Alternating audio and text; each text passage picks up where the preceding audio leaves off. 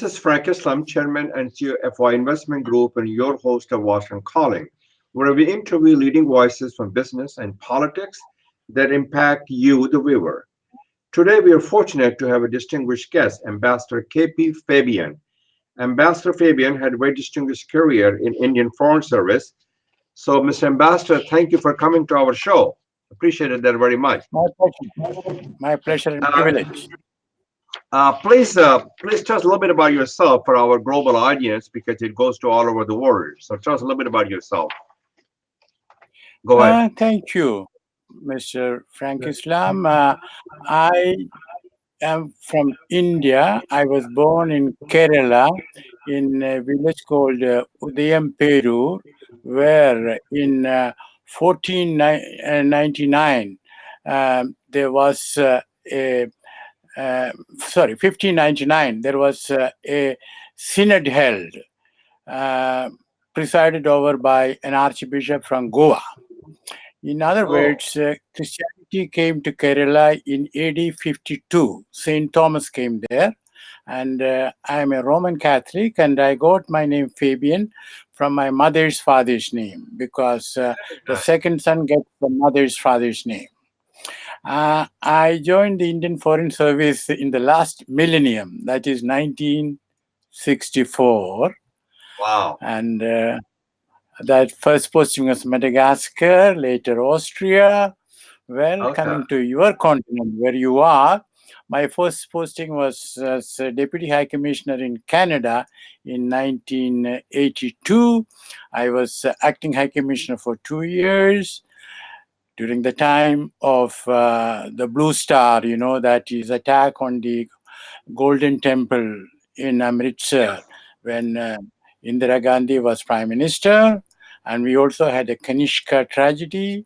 And then I moved on to Finland as ambassador, later back in Delhi as Joint Secretary Gulf, when Saddam Hussein decided to have a picnic in Kuwait, and we had to evacuate more than 176,000 of our nationals from Iraq, Kuwait. I was a focal point. Then I went to Doha, Qatar, and then to Italy, where I was also the PR, permanent representative to the United Nations. But I want to Thank you. add one more point. That is, I Yes. was in Iran during the time of the revolution, During the 76, yes, during the Carter administration, when the Shah of Iran was there. Mr. Ambassador, thank you for all you're doing and thank you for your leadership. How do you read the appointment of the Foreign Secretary, Jay Shankar, as India's new Foreign Minister? He was also an ambassador to the United States and ambassador to China.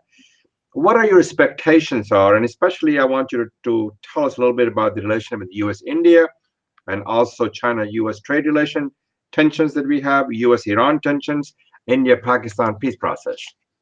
What he's going to do, all of them.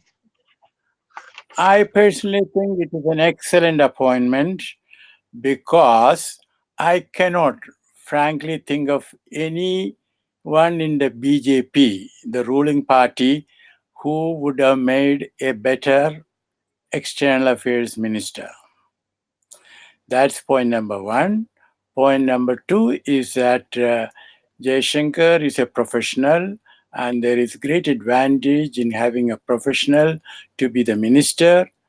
Third point is that in India, I suppose in other countries also, the foreign minister has to take care of not only foreign relations, but also the impact thereof on domestic politics. Now, as regards that, BJP has, Prime Minister Modi has enough other assets to take care of the impact on domestic Yes. audience.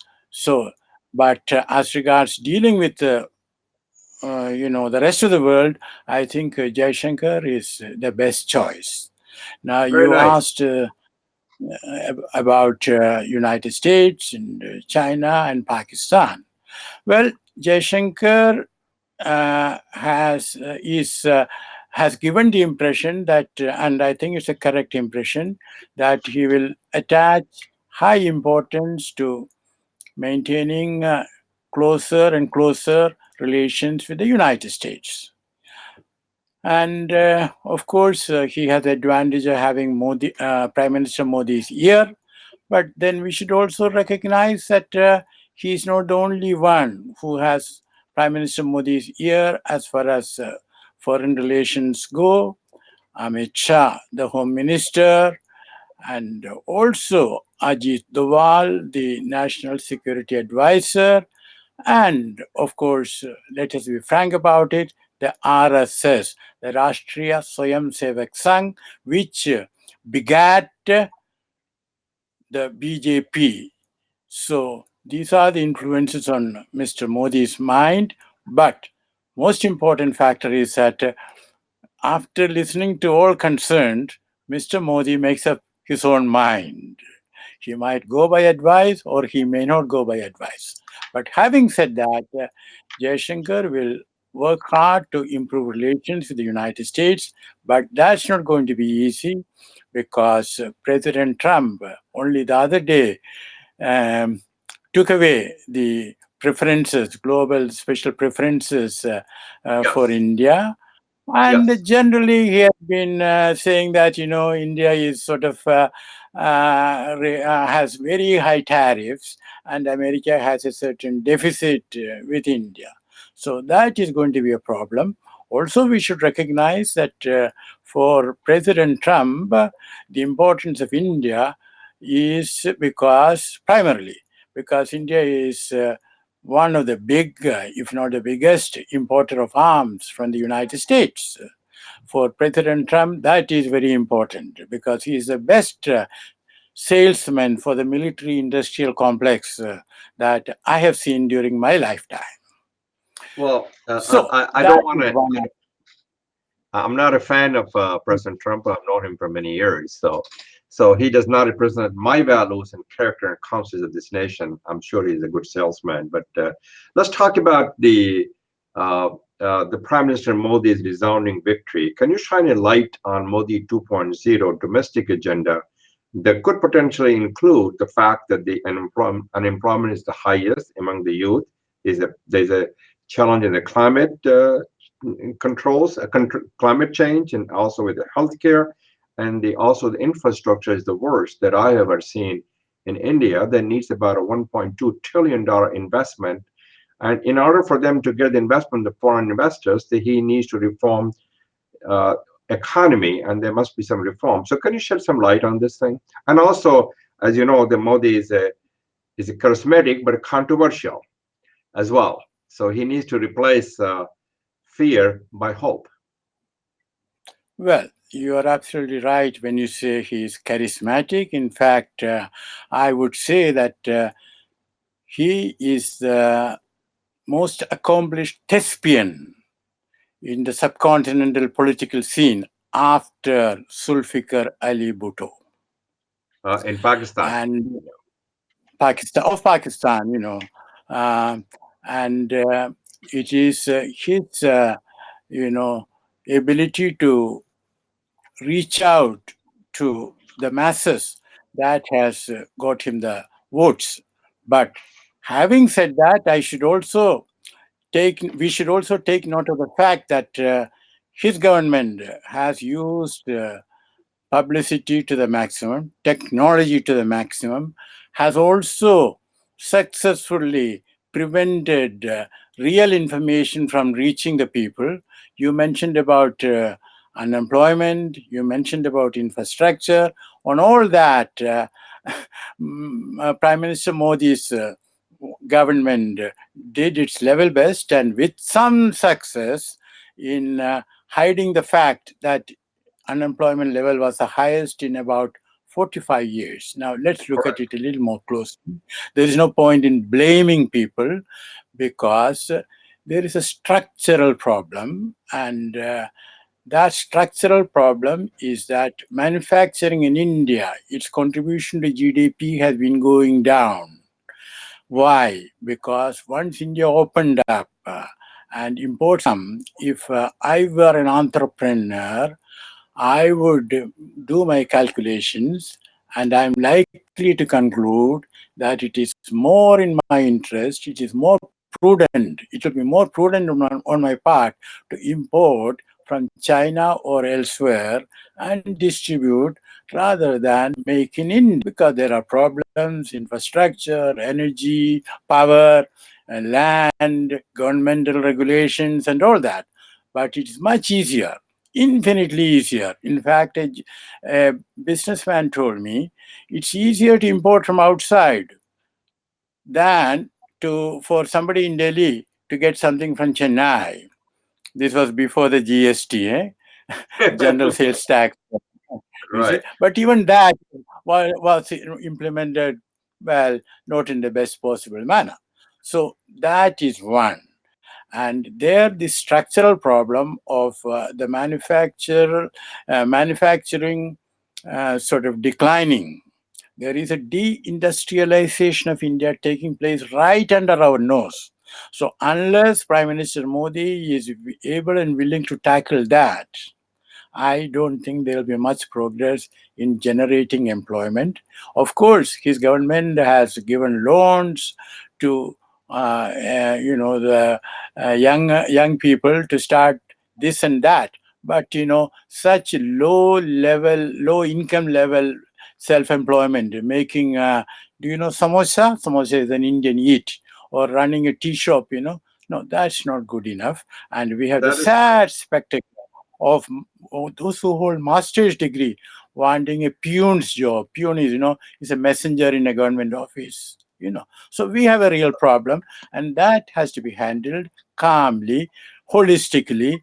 I don't think, I'm sorry to say, that so far Modi did not show any sign thereof during his first 5 years. Now, let us expect, let us hope, let us pray that he would do it, but it's too soon to come to any conclusion. so you painted a picture of the sad and sorry spectacle, right? And Yes. the time will tell. I want to talk, kind of shift the gears and talk to you because you are an expert in international food security.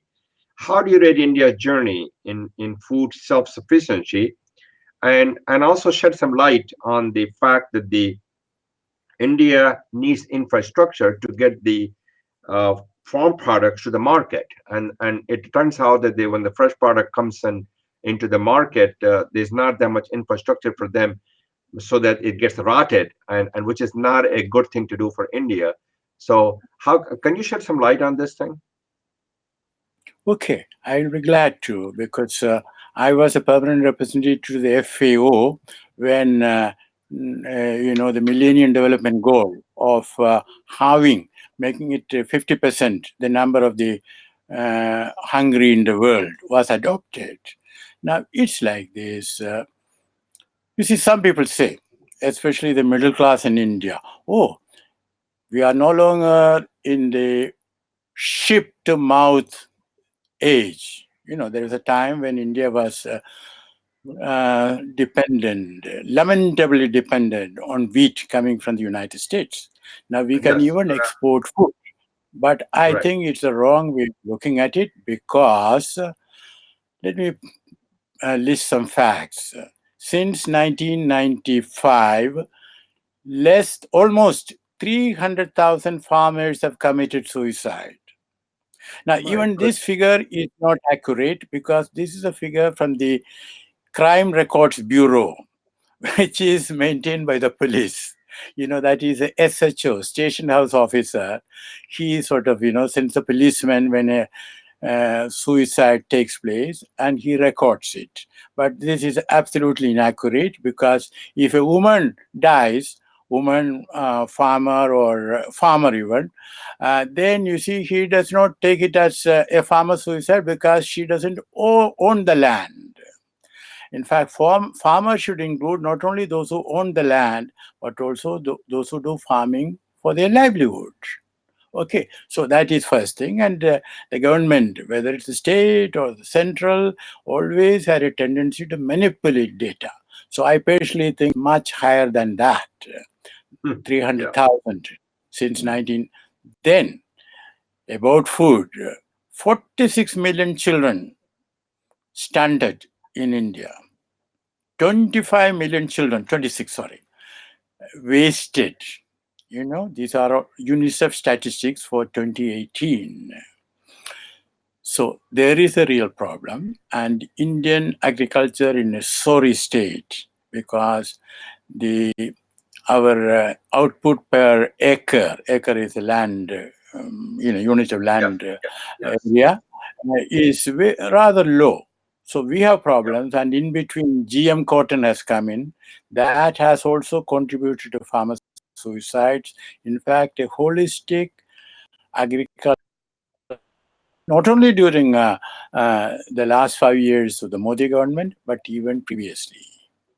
So India has to pay serious attention to the crisis in India's agriculture and the crisis that is facing the millions of farmers who feed us. That's a good way to put it. And also, they need to improve the infrastructure in order for them to get the product from the market to the from the farm to the market. I would like you to close the conversation to talk about the how India can gain some of the manufacturing sectors, which is because of the U.S. And China trade tensions going on over here, and also the fact that the China has a China's labor market is getting expensive, and it's a lot more expensive. Some of the manufacturing sectors have been moved to Cambodia and Vietnam, but can India be beneficiary of that? If so, what they have to do to make that happen? Okay. But one point about infrastructure, which you mentioned, which is very important, and it is possible to take care of it, but successive governments have shown no willingness because there are these middlemen who go to the farmers and buy from them, and then they send it to the urban areas. And refrigeration facilities are absent. These are things which can be handled. Now, coming to, China and United States, uh, and the rest of the matter which you mentioned. Well, these tensions are there. For example, China has consistently refused to let India export pharmaceutical products to China. Yes. A Chinese journalist based in India told me that some of the medicines available in India are available in China at a very high price, especially for those who are HIV positive and whatnot, and other areas. And he said that, it is important for the Chinese to get medicines at an affordable price, and importing from India would help. Now, the previous government, Manmohan Singh government, took it up. Chinese said, we'll look into it. In other words, China has been lackadaisical about it. And I personally think that India has not put across its point of view forcefully. In fact, India has to take a more forceful line with China.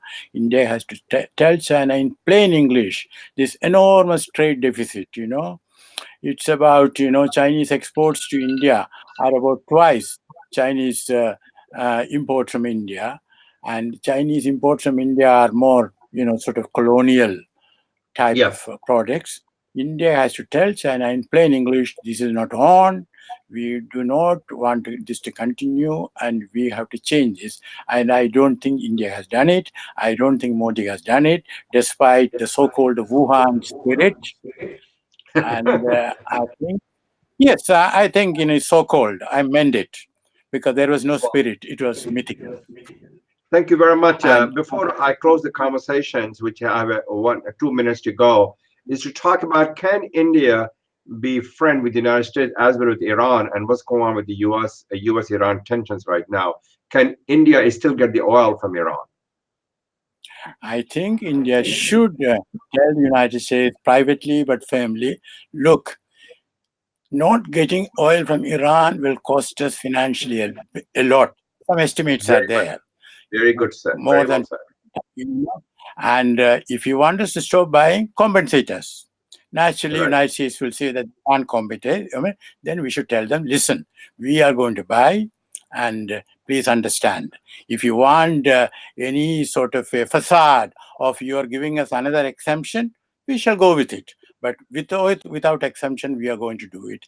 Again, India has to speak in plain English, firmly, discreetly, but with the United States, which India has not done.